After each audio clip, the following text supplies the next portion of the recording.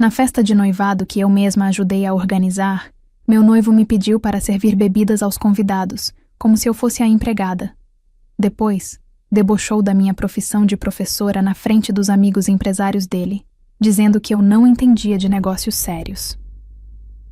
O que ele não sabia é que eu tinha acabado de encontrar documentos no escritório do sogro.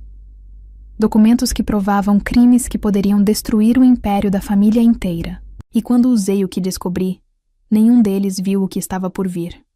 Se você gosta de histórias de vingança e justiça, deixe seu like, comente o que você faria nessa situação e se inscreva no canal.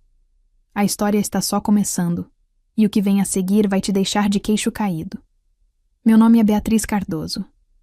Tenho 31 anos e sou professora de literatura em uma escola pública na zona leste de São Paulo. Cresci em Campinas, filha de uma costureira e de um motorista de ônibus. Meus pais sempre me ensinaram que educação era a única herança real que poderiam me deixar. Estudei com bolsa, me formei com honras e escolhi lecionar porque acredito que palavras têm o poder de transformar vidas. Nunca tive muito dinheiro, mas sempre tive dignidade. Até conhecer Rafael Monteiro. Conheci Rafael há 2 anos em uma vernissagem no MASP. Eu estava lá com amigas, aproveitando a entrada gratuita aos domingos. Ele estava lá porque a família dele patrocinava o evento. Alto, cabelo escuro sempre bem cortado, terno sob medida. Ele parecia saído de uma revista. Quando me viu observando uma tela de Tarsila do Amaral, aproximou-se e começamos a conversar sobre arte brasileira. Ele parecia genuinamente interessado no que eu dizia. Parecia impressionado que uma professora conhecesse tanto sobre modernismo. Naquela época, isso me pareceu um elogio. Os primeiros meses foram intensos. Rafael me levava a restaurantes que eu só conhecia de passagem. Apresentava-me ao mundo dele com orgulho.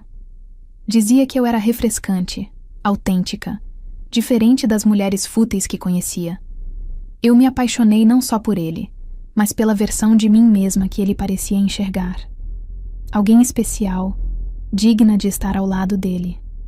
6 meses depois, ele me pediu em casamento em um fim de tarde no Ibirapuera.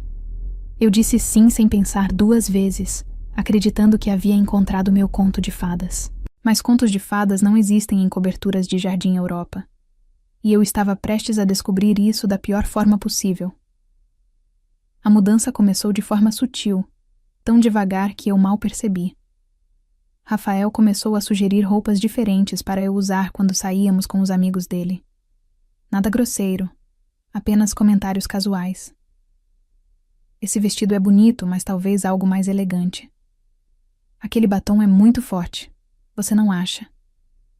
No início, achei que ele estava tentando me ajudar a me encaixar. Depois, percebi que estava tentando me moldar. A festa de noivado foi ideia da mãe dele, Clarice Monteiro. Uma mulher fina como uma lâmina, que sorria com os lábios, mas nunca com os olhos. A cobertura da família no Jardim Europa tinha vista para o parque, piso de mármore importado, lustres de cristal que deviam custar mais do que meu salário anual. Clarice insistiu em controlar cada detalhe. As flores, o cardápio, a lista de convidados. Eu tentei opinar algumas vezes, mas ela simplesmente ignorava minhas sugestões com um sorriso condescendente. Na noite da festa, eu estava usando um vestido azul marinho que Rafael escolheu. Discreto, elegante, seguro. Os convidados eram todos do círculo social dele. Empresários, advogados, herdeiros, pessoas cujos sobrenomes apareciam em placas de prédios e hospitais. Minhas amigas professoras não foram convidadas. Rafael disse que seria estranho misturar os grupos. Tudo começou a desmoronar quando Rafael me chamou até o bar onde estava com 3 amigos. Um deles, Marcelo, acabara de comprar uma participação em uma rede de escolas particulares. Eles estavam discutindo margens de lucro e mensalidades quando cheguei. Beatriz, querida, Rafael disse com aquele sorriso que eu estava começando a odiar. Pode pedir para servirem mais uísque aqui? E talvez uns canapés. Você sabe como essas coisas funcionam melhor do que eu. Fiquei paralisada. Servirem? Eu era a noiva. não a anfitriã contratada. Mas antes que pudesse responder, Marcelo riu alto. Boa sorte domesticando essa, Rafa. Professora de escola pública? Ela deve estar acostumada a mandar, não a servir. Os outros riram. Rafael não os defendeu. Em vez disso, deu de ombros. Ela está aprendendo. Depois do casamento vai ser mais fácil. Professora não entende muito de negócios sérios mesmo. Algo gelado desceu pela minha espinha. Não era raiva ainda. Era reconhecimento. A máscara tinha caído. Murmurei uma desculpa qualquer e saí da sala, caminhando rapidamente pelos corredores reluzentes daquela cobertura que nunca seria minha casa. Meus saltos ecoavam no mármore enquanto lágrimas quentes começavam a embaçar minha visão. Eu precisava de um momento. Precisava respirar longe daqueles homens, longe dos sorrisos condescendentes, longe da humilhação que ainda queimava no meu peito.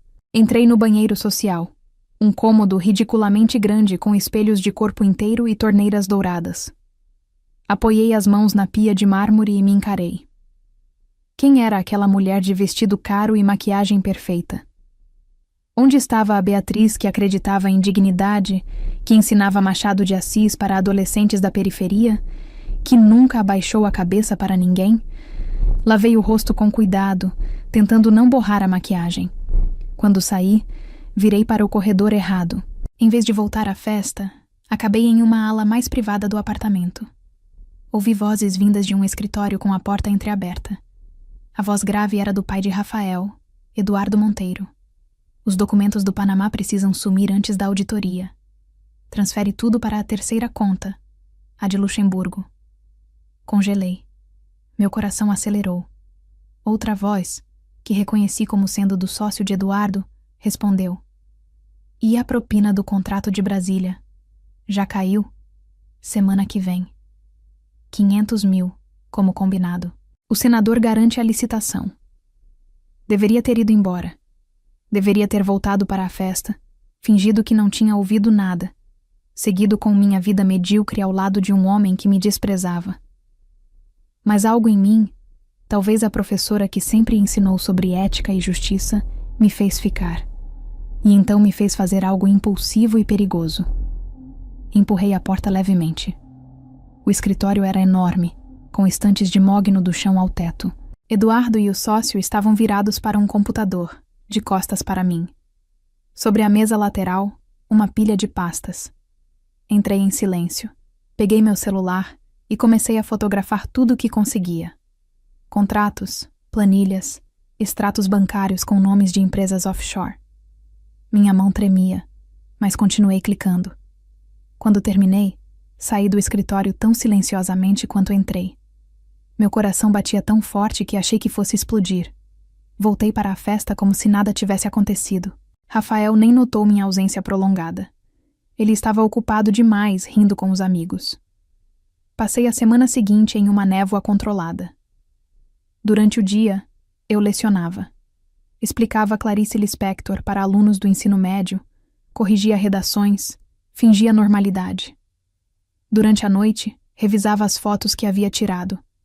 Havia evidências de fraude fiscal, lavagem de dinheiro, contas em paraísos fiscais, propinas, tudo meticulosamente documentado. Na quinta-feira, procurei minha amiga Carolina, advogada criminalista que conheci na faculdade. Mostrei as fotos em seu escritório discreto no centro de São Paulo. Ela analisou cada imagem em silêncio, o rosto ficando cada vez mais sério. Beatriz, ela finalmente disse, isso aqui é explosivo. Se for real, e parece que é, você está segurando evidências de crimes que podem derrubar uma família inteira. Eu sei, respondi calmamente. E tem mais. Lembra do contrato pré-nupcial que assinei? Carolina assentiu. Ela tinha aconselhado contra, mas eu estava apaixonada demais para ouvir. Tem uma cláusula ali. Li de novo ontem. Se qualquer uma das partes cometer conduta desonrosa ou criminal antes do casamento, o contrato se torna nulo e a parte inocente tem direito à indenização por danos morais. Os olhos de Carolina se arregalaram. Você está pensando em... Ainda não sei. Menti. Mas quero estar preparada. Ela me entregou cartões de contato. Uma jornalista investigativa. Um procurador federal que ela conhecia de casos anteriores. Se você decidir usar isso, me avise. Vou te ajudar. Voltei para casa, para meu apartamento pequeno em Perdizes, herdado da minha avó. Rafael nunca passava a noite ali. Dizia que era apertado, que preferia sua cobertura. Aquela noite, sentada na minha sala modesta, com vista para prédios comuns e ruas movimentadas, tomei minha decisão. No dia seguinte, Rafael me ligou animado. Tenho uma surpresa. Jantar com meus pais hoje à noite. Vista algo bonito. O jantar foi na cobertura novamente. Clarice preparou um menu elaborado, servido por funcionários silenciosos. Eduardo estava de bom humor, falando sobre negócios, exibindo o sucesso que havia construído sobre mentiras e corrupção. No meio da sobremesa, Clarice sorriu para mim. Beatriz, querida, temos um presente para você. Ela deslizou um envelope pela mesa. Abri com dedos trêmulos. Dentro, um contrato de trabalho, com uma escola particular de elite em Higienópolis. Salário 3 vezes maior que o meu atual. Conseguimos uma vaga para você, Eduardo disse orgulhoso. Conhecemos o diretor. Você começa depois da lua de mel. Olhei para o contrato, depois para eles. Vocês compraram uma vaga para mim? Clarice riu. Não seja dramática. É networking. É como as coisas funcionam. Eu não quero, disse calmamente. Gosto da minha escola, dos meus alunos. Rafael segurou minha mão com força. Beatriz, não seja ingrata. Eles estão tentando te ajudar a crescer, a sair daquele lugar. Aquele lugar é onde escolhi estar. Respondi, puxando minha mão de volta. O silêncio foi gélido. Percebi então que eles nunca me aceitariam. Eu sempre seria o projeto de caridade deles, a professora pobre que precisava ser lapidada, moldada, controlada. Faltavam 3 dias para o casamento quando enviei os documentos. Anonimamente, para a jornalista que Carolina me indicou, com cópias para a Receita Federal e para o Ministério Público. Incluí contexto, datas, nomes. Tudo o que uma investigação precisaria para começar. A jornalista me ligou pessoalmente. Conferimos tudo. É sólido. A matéria sai na manhã de sábado. Sábado. O dia do meu casamento. Perfeito, respondi. Naquela noite, Rafael passou no meu apartamento. Coisa rara. Ele parecia agitado, nervoso. Preciso que você assine uns papéis, disse, tirando documentos da pasta. É só uma formalidade. Transferência de bens para a proteção patrimonial da família. Li os papéis cuidadosamente. Eles queriam que eu transferisse meu apartamento, a única coisa que eu possuía, para um fundo familiar controlado por Eduardo. Em caso de divórcio, eu não teria direito a nada. Rafael, isso significa que eu fico sem nada se a gente se separar. Ele suspirou impaciente. Não vamos nos separar. É só proteção. Todas as esposas da família assinam isso. Minha mãe assinou. É normal. Normal para eles. Abusivo para qualquer outra pessoa. Mas peguei a caneta e assinei, sabendo que em 2 dias nada daquilo importaria. Quando ele saiu, comecei a fazer as malas. Não para a lua de mel em Santorini que estava planejada. Para a casa da minha tia em Campinas. Um lugar seguro, longe da tempestade que estava prestes a começar. Na sexta-feira, véspera do casamento, recebi uma mensagem da jornalista. Confirmado. Primeira página. Amanhã, 6 da manhã. Desliguei o celular. Tomei um banho longo. Dormi profundamente pela primeira vez em semanas. Acordei às 5:30 da manhã de sábado. O dia do meu casamento que nunca aconteceria. Liguei meu celular e esperei. Às 6 em ponto, a internet explodiu. Império Monteiro. Esquema bilionário de fraude e lavagem de dinheiro exposto. A manchete estava em todos os portais de notícia. A matéria era devastadora. Documentos, depoimentos, provas irrefutáveis. A jornalista tinha feito um trabalho impecável. Meu telefone começou a vibrar incessantemente. Rafael ligando. Clarice ligando. Números desconhecidos. Ignorei todos até que um número diferente apareceu. Atendi. Beatriz Cardoso? Uma voz masculina e formal. Sou o delegado Ferreira da Polícia Federal. Precisamos que compareça para depor sobre os documentos que forneceu. Eu estava esperando a ligação. Respondi calmamente. Estarei aí em 1 hora. Enquanto eu me arrumava, Rafael não parou de ligar. Finalmente atendi. Você! Ele gritou, a voz quebrada entre fúria e desespero. Foi você! Como você pôde? Como eu pude? Repeti, minha voz estranhamente calma. Você me humilhou, me tratou como propriedade, sua família tentou roubar minha casa. E ainda acha que eu devia ficar quieta enquanto vocês cometiam crimes? A Polícia Federal está aqui. Meu pai foi preso, a empresa está lacrada. Você destruiu tudo. Não, Rafael. Eu apenas mostrei o que vocês já eram. A diferença é que agora todo mundo pode ver. Desliguei. Bloqueei o número. Vesti uma roupa simples e confortável. Jeans, camiseta branca, tênis. A roupa de uma professora, não de uma noiva. No caminho para a delegacia, passei em frente à igreja onde o casamento aconteceria. Havia seguranças na porta, convidados confusos do lado de fora, repórteres com câmeras. Vi Clarice sendo escoltada para um carro da polícia. Vi Eduardo de algemas. Não senti pena. Senti justiça. Na delegacia, dei meu depoimento completo. Expliquei como obtive os documentos, por que decidi denunciar, tudo. O delegado me agradeceu. Disse que minha coragem provavelmente salvaria muitas outras vítimas de esquemas semelhantes. Quando saí, o sol estava alto. São Paulo barulhenta, caótica, linda ao seu próprio modo. Peguei um ônibus para Campinas, olhando a cidade passar pela janela. Meu telefone tocou. Carolina, vi as notícias. Você está bem? Estou, respondi. Pela primeira vez em muito tempo, estou realmente bem. 6 meses se passaram. Rafael está respondendo a processos. Eduardo foi condenado. A empresa foi desmontada, os bens confiscados. Clarice perdeu a cobertura, as joias, tudo construído sobre dinheiro sujo. Quanto a mim, voltei para minha escola. Meus alunos me receberam de braços abertos. Continuei morando no meu apartamento pequeno em Perdizes.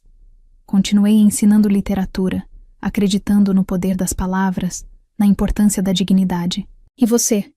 Teria tido coragem de fazer o que eu fiz? Já passou por uma situação onde precisou escolher entre amor e autorrespeito? Conta aqui nos comentários. Quero saber sua história. Se essa história tocou você de alguma forma, se inscreva no canal, deixe seu like e compartilhe com alguém que precisa ouvir isso. Porque às vezes, a melhor vingança não é destruir a pessoa que te machucou. É simplesmente se recusar a ser destruída. E assistam ao próximo vídeo recomendado, outra história de superação que vai te inspirar.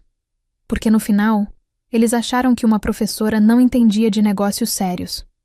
Eu apenas dei a eles a melhor aula de consequências que já tiveram.